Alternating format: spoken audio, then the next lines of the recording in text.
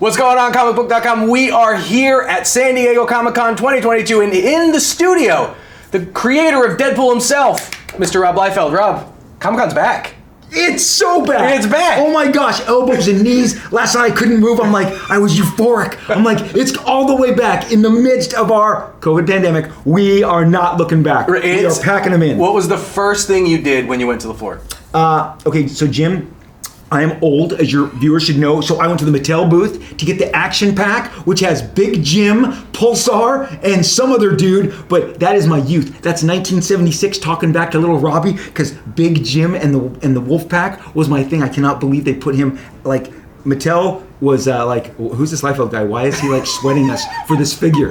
So I had two people waiting in line for me. I was working it, but once I got it, look, I went around, I looked at comics after that, but I hit that Mattel line was long. I was gonna say, you are like, people who follow you on social would probably pick this up, but like, you're a pretty avid toy collector. Yes. Right, like you love comics obviously, but like, I think that the toy aspect of it is a bit new, but like, so what do you, when you come to a con, like, what are some of the things you look? Do you look for new stuff, or you just go straight for some of the classics that you grew up with? I check out all the vintage, the Shogun Warriors, which was a big deal when I was a kid, right, like again, when I was 10 or 11 or 12, you're talking about the 1970s, which is like, Little House on the Prairie. Like, I mean, it's like, covered wagons. But I checked that stuff out. But now they're rebooting all that. The Shogun Warriors and that Godzilla figure they're now doing miniature versions. Like I said, this Big Jim, they've never done an action figure of him. But look, Jim, you can take the kid out of the sandbox, but you can't take the sandbox out of the kid. And that's why I said to the Mattel guys, if there's a sandbox here right now, I'd just go down with these action figures and be like, see me when you close. I want to play in the sandbox. I love action figures. I love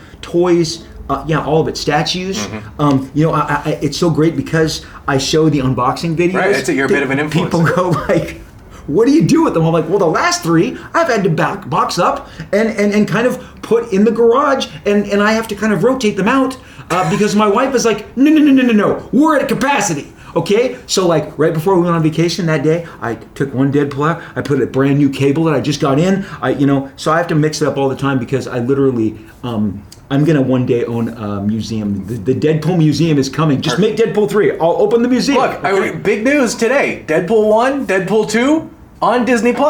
Swear words are coming for the youth of America, okay? Swear words, and lots of them. This is a fairly big deal in the sense that, one, I think, the R-rated movie's coming to Disney+, but I got to imagine there is an audience, because there's been some time since Deadpool 2, that may not have seen them and are probably old enough to be on that verge. So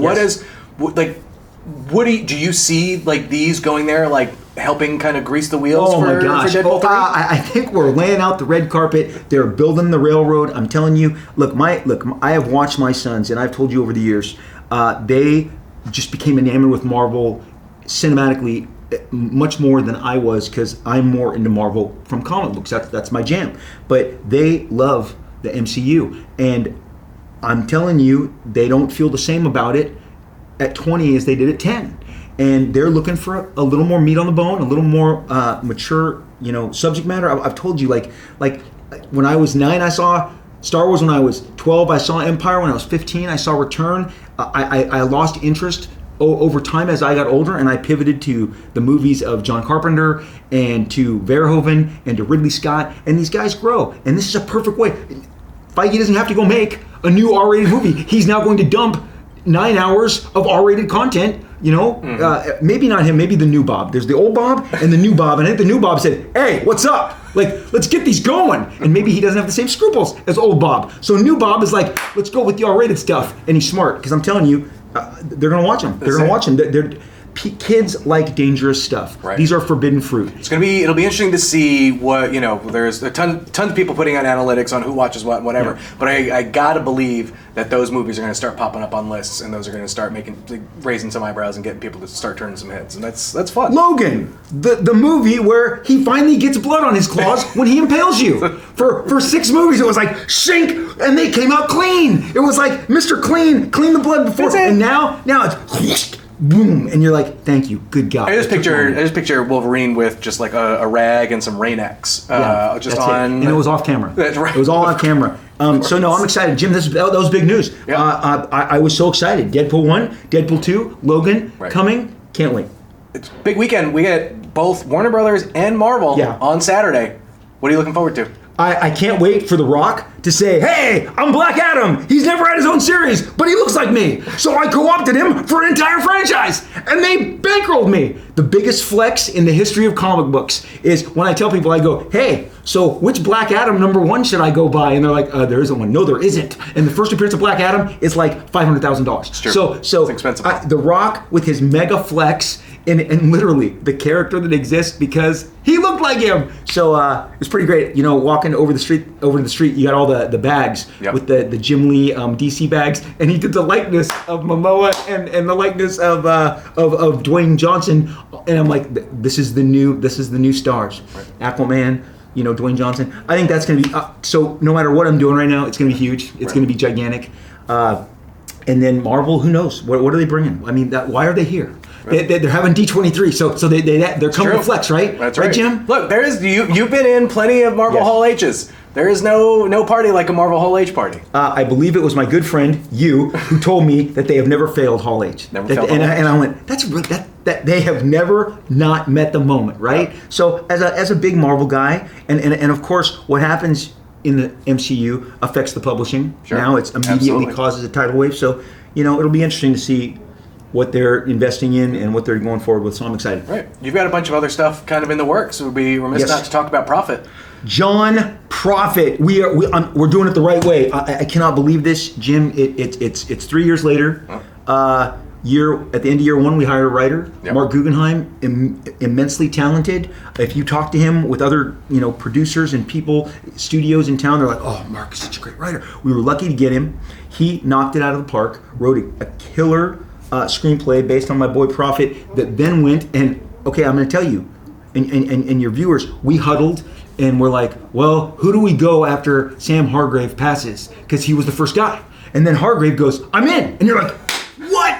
Writer? Director? No way. And so then they were like, well, who could we get to be Prophet? And I'm like, well, I tweeted a year ago, I'd like to be Jake Gyllenhaal. Just manifesting it. That's it. It's freaking weird. And the next thing I know, it's like, Jake Gyllenhaal has agreed to be John Prophet. What? So then he comes on. Great thing is Sam reshaped the script. Mm-hmm. I can't reveal. The big thing that he did is he changed the timeline where Prophet awakens. Okay. He wanted a very distinct period in time, and so Mark went back, rewrote that. That goes to Jake. Jake digs it. Jake wants some character bits because he's an actor. Of course. And so you know what? Sam is not done with Extinction. Is it Extraction? Extraction 2. Yep. He's in the editing room polishing that up. Talked to him this week. He's super excited. We're still on track. Like, it's one of those things you just go, hold together.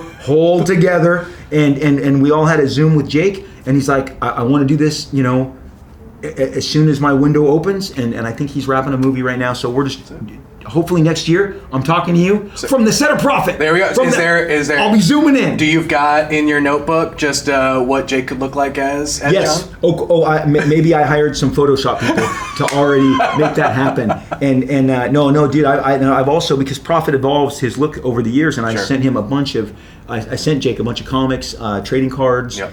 People forget. I mean, this was a huge book, huge property.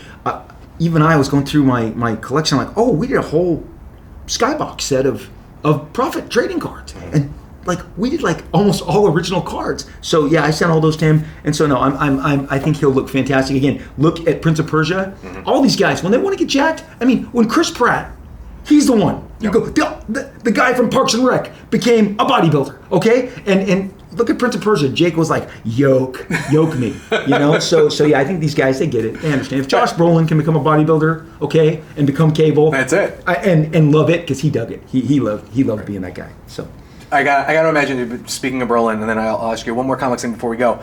That dude's he's got to be itching to get back into Cable. What Deadpool 3 has got to have all of them in it. Jim. I will have my picket line. I will have my single picket line of 1. Okay? Needs more Domino. Needs more Cable. Don't tease me with number 2. Don't take me to Valhalla and then drop me off. Okay, look, we both know Deadpool 3, he's going to interact with the crew. Right. You know, I mean, I get excited at the prospect of him hanging out with Hemsworth and or Mr. Ant-Man, Mr. Paul Rudd. I mean, those are great matchups. Yeah. I'd personally love to see him in the Hulk in a buddy movie because I think Hulk is underserved. There you go. And people forget what a mic drop he was in the Avengers. Let's ragdoll Deadpool the way you did Loki. You know what I mean? So I know they have great things planned. He's going to definitely interact with the Marvel Universe because that's the default go-to move. But how do you not bring Zazie and Josh back? Because fans love them. Yeah. Look, I went through all of that with Fox, and that was like squeezing like the last bit of toothpaste through the tube. I mean, 9 years to get a green light, and then they fast-tracked that thing. People don't know. The book on Deadpool 2, holy crap. How many scripts, how many revisions? But they landed, it stuck. And that was with an entire different regime. That was with the Fox people. Right. I mean, that's the whole thing is, my buddy said yesterday, like, Marvel bought, I'll say this on camera, Marvel bought Fox because of Deadpool 1, Deadpool 2, and Logan. And I'm like, that R-rated space started giving them their juice. Yep. And I think it was like, hey, they can't be doing that when we're doing this. Because, wait, what do you mean? And so, like I said, I think Fox really had figured it out. Right. And it went Deadpool 2016, what was it? Logan 2017, Deadpool 2 2018. I mean, this seems like forever ago, but those movies were huge. They were huge successes. And now, again, the fact that they're, going on Disney Plus. So, look, there's going to be a lot more. Jim, you know it. I know it. He's go-to. He's go-to. Right. Ryan is the ace. Right here. Ryan, you're the ace. Ryan is the ace. Perfect. That's going to do it for us. I appreciate you coming by today. For more on San Diego Comic-Con 2022, keep it locked into Comicbook.com.